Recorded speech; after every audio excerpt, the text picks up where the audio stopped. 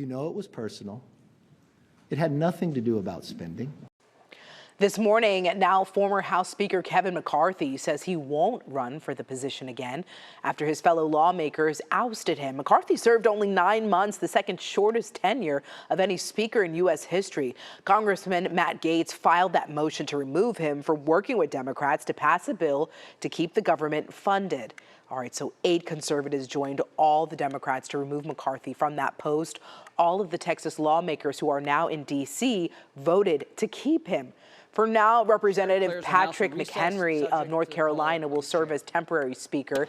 The House is now adjourned until next week. Republicans do plan to meet behind closed doors next Tuesday. Yeah, now this is basically uncharted territory, at least in recent history, and it begs the question, what happens next? UNT political science professor Kimi King joins us to answer some of these big questions. So first things first, the new deadline to avoid a government shutdown is about 40 plus days away. This could have a big impact on those talks. This will have a huge impact on those talks. And in fact, because they precipitated the initial conflict with McCarthy, you can bet that there's going to be much consternation this next week. All right, Kimi, you know, McCarthy's removal underscored some bitter Republican divisions that have really festered all year. How did we get here? It really started out 9 months ago. Remember that McCarthy faced an unprecedented 15 times to try to be elected to the speaker. He was only able to do it after giving this concession that one person could oust him, and that's what Gaetz did, took him up on that offer now. So that's the huge reason why we're here. But it's about the division inside, I think, both of the parties, to be realistic. Are you surprised, given that McCarthy had just worked across the aisle with Democrats to keep the government running, that there were really not more support among those Democrats to save his job?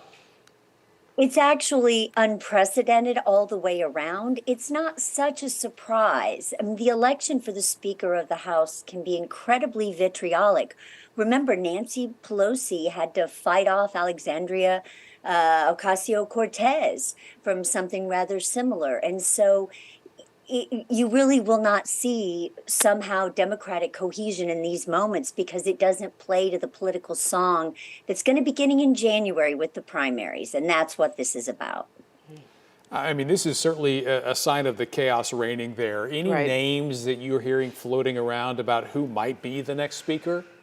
Oh, absolutely. So McHenry, at the beginning of each session, McHenry, there's a list of names that McCarthy has on his short list, and that's why McHenry is only the interim. But Steve Scalise, unfortunately, Scalise has been diagnosed with multiple myeloma in August, so there's health issues, but he's the top candidate. Tom Emmer is kind of a compromise candidate because Gaetz, the Gaetz 8, have said that that's somebody they would consider. But all bets are off, y'all. We are in uncharted territory here. And there's even one representative from Texas who's going to nominate Donald Trump to be the House Speaker. So stay tuned. Lots more of political struggles ahead. The big takeaway, like you said, Kimi, all bets are off, y'all. Yeah, we'll just have to wait and see. Kimi, thank you so much for your insight. Always a pleasure to have you here on Daybreak. You betcha.